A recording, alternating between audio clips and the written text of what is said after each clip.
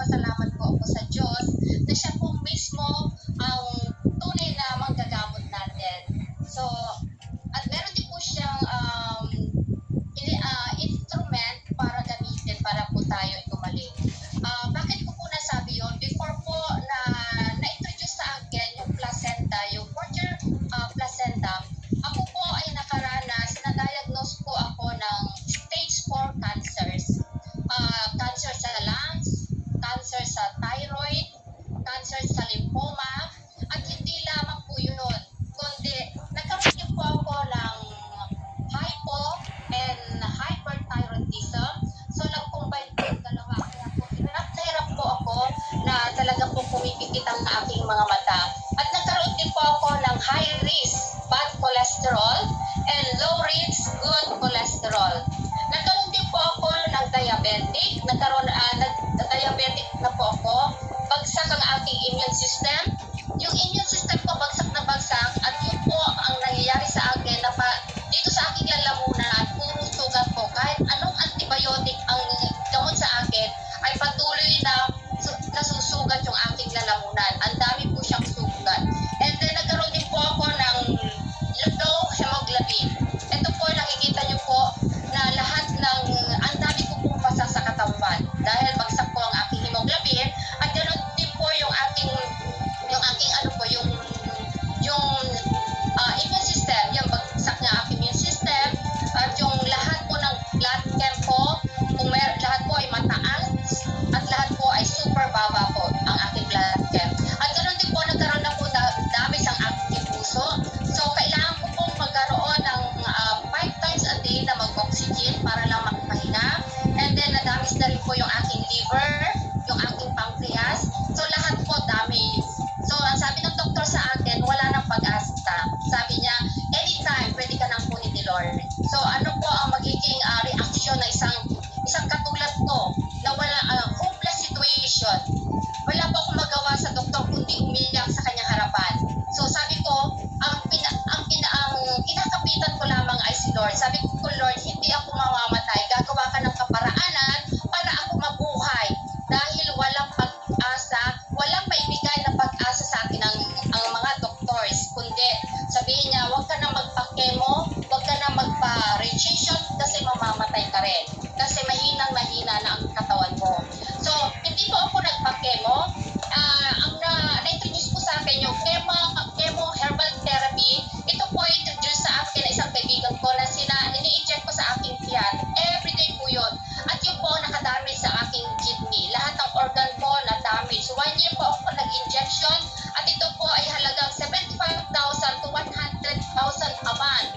Halos maubusan na po kami ng kabuhayan dahil lang sa aking sakit. So patuloy po na ako nag-i-inject pero hindi po ako gumagaling kung hindi lalong lumalala ang sitwasyon ko.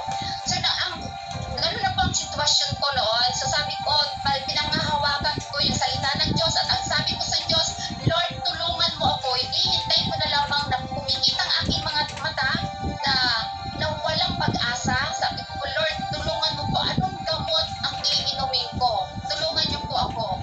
And then suddenly, itong aking leader na si Evangeline, na siya po'y nag-introduce sa akin ng placenta. Ito po siya. Siya po'y nag-introduce sa akin ng isang placenta, stem cell na sinasabi nila. At nung nakita ko po ito, sabi ko, wow, grabe. Kasi meron po akong idea about stem cell. Ito po'y napakamahal.